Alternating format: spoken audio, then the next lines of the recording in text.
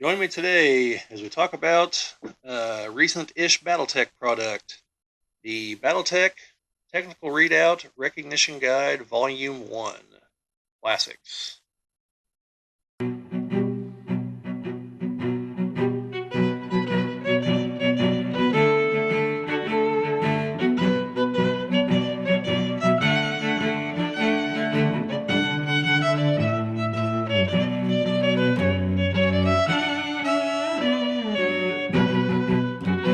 Welcome back to those who've been here before. Welcome to those who are new to the channel. It's the Geek Cabal channel. Bob. Today we're going to be talking about one of the newest BattleTech, I think it's the newest BattleTech Technical Readout. This is the Recognition Guide Volume 1 Classics. Picked this up at GenCon. It's been out for a little bit, but that's where I finally got a hold of it. And if you've seen the review I did of the Dark Age technical readout, you've got a rough idea of what's in here. This features page after page of technical data and like when the mech was designed, who builds them, notable pilots, but also features, that was for the Thunderbolt. Like here's the Crusader. A lot of it features the new artwork. And so a lot of the mechs in this book are in other technical readouts. Because, as noted, this is the classics. So these are from the recognition guides that they started doing around the Clan Invasion Kickstarter. These are all classic units, so they'll have they were units that, since they put them in the Kickstarter, they wanted you to be able to use them in the Clan Invasion era games, as well as current, which at that time was the Dark Age and is now Ill Clan era games. So they had a variant for the Clan Invasion era, but also a variant with updated weapons and technology for the current era. And so you have that in here. This is, in my opinion, largely a fluff book. Very briefly, for those of you who don't know, books for BattleTech tend to come in two flavors, fluff or crunch. Fluff is just extraneous information, doesn't actually really affect the game at all. Crunch is rules.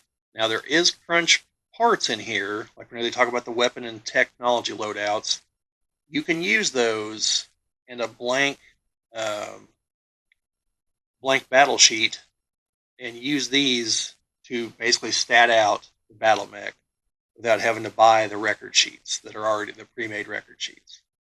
Of course, there's ways online to get pre-made record sheets somewhere. I don't personally know where. I know that they do exist. I know Catalyst knows they know exist. That's why they turn a blind eye. They don't charge a whole lot for their record sheets. But you could just buy this book and reverse engineer them, because it tells you what weapons are on the battle mechs and where they're located. So from there, you know what you're doing. But the big selling point is the updated artwork. Because like if you got the other TROs that these are in, they have the older artwork, which for a number of these is probably the Project Phoenix artwork. Because one of the big selling points of the Clan Invasion Kickstarter was they were able to redo certain battle mechs, like the Marauder, for instance, to look a lot closer to their original pre-Project Phoenix appearances. Because way back in the day, a lot of these looked different because they're based on certain anime designs. Because FASA thought that they had the rights to use them. And turns out the person they were, as I understand it, not a lawyer, not a historian, the person that they bought the rights from apparently didn't have the rights to sell, or so claims a certain golden company that believes in harmony.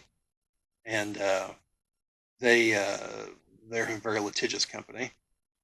However, shortly before the Clan Invasion Kickstarter, a lawsuit pretty much put an end to all that and allows them to use artwork that is similar to, very reminiscent of, but not identical to, the old artwork. So in the real world, what ended up happening was they had to change the designs. In-game, they came up with the idea of Project Phoenix, where old models were given a facelift, and So you have mechs that in some cases kind of look like the old ones, and in other cases look radically different. And so those are the Project Phoenix designs, with the originals being known way back in the day as the Unseen. I have no idea what the terminology is for them now. These are the new designs, and the idea now is, per canon, they have always looked like this, is the idea they're going with. I think Project Phoenix is still a thing. I just don't know where it fits now because of them getting the facelift here to look like their original counterparts. So, anyway, just a bunch of interesting things about this book. There will be a volume 2. It's going to be the newer mechs that they also put out at the same time in the recognition guides, because they were also putting new designs in there, and that'll be the first time they appear in one of the technical readouts. But anyway, I really like these books because, like being able to flip through and see the line art, and read the little blurbs about the notable pilots. Some of those are kind of funny, um, especially for the kind of a scout car, I think. One of the others, some battle ultimately devolved into a demolition derby between two of the scout cars. Just little things like that. It's interesting little details. Makes the universe feel real. Anyway, like I said, I like all these. Definitely worth checking out. I think the other widely available ones at the moment are era based. So there's a Succession War, Clan Invasion, Jihad, and the Dark Age are the other ones. And there's a few that you have to order print on demand, and I don't know right offhand which ones those are. So anyway, definitely worth checking out.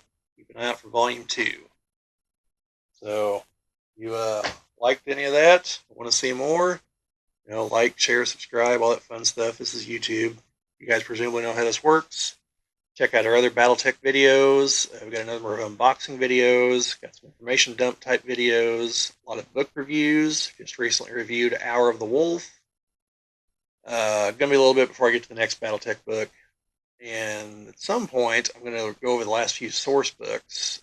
Tomorrow Rising, Empire Alone, and the third one whose name I'm spacing at the moment. I'm not going to look up. I'm trying to make this a short video. Dominions Divided. That's what it is. Because I do own them, and I've kind of flipped through Tomorrow Rising, but I want to actually read through it to give you guys a better idea what's actually in it. So I'm not give you a brief summary, but I'd like to know more about it. So anyway, so keep on the lookout for those.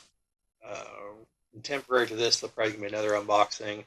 Still got a few BattleTech things from GenCon. So I picked up this awesome House Lao hat. I think got one of my videos a downvote, but I'm not sure. Might get this one. Who knows? We'll find out. Take a gamble. But we're going to double down, by the way, once the Steins are available on the website, because I didn't pick one up at Gen Con. You can bet you're going to be seeing a House Lao Stein here too. So just get ready for it.